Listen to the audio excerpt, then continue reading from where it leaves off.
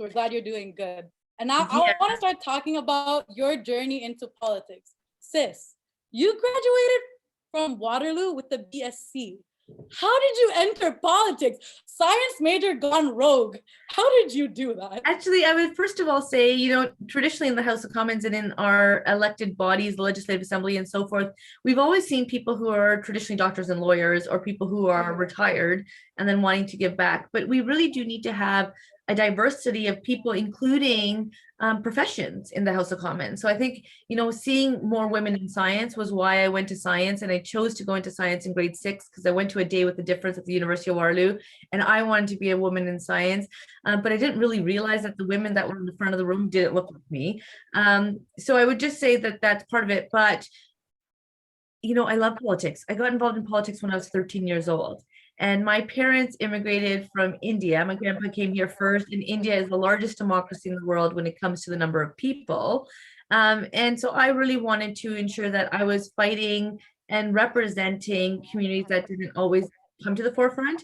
And sometimes that meant that my social values and stances didn't always match with my parents and my families. So my father was like, let's get you involved in the Liberal Party. So there was a campaign going on at that time. My dad was very actively involved. And so I went out to put out signs with him. And then slowly but surely, I started engaging with other people that had a diversity of perspectives, but we all want to do better for this country that has given us so much. So the goal was politics. The goal was science and nursing, because we had to go to university growing up here and being, second generation. But the hobby is politics, and I never thought I'd be working in it and be elected. And the riding of Waterloo has never seen a woman elected, let alone a woman of color. So it was actually really the result of a lot of hard work and the progressive people within this riding that gave me a chance and then sent me back in 2019. So I'm really grateful for both the honor and the privilege that I have to represent. No, I love that. We want to see more women of color in politics. So I'm so happy we have you. We have you. So it's amazing.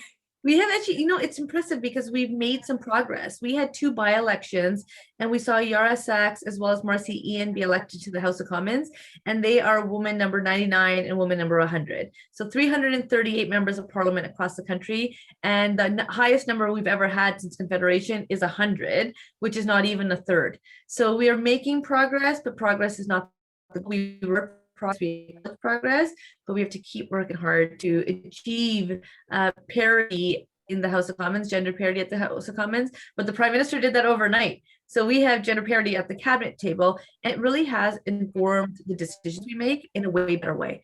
And it's been impressive because if you look at the cabinet table, you have people who come as housing advocates, you have doctors, you have lawyers, you have economists, and the list goes on. We also have people who've worked in communities in the not-for-profit sector like I did.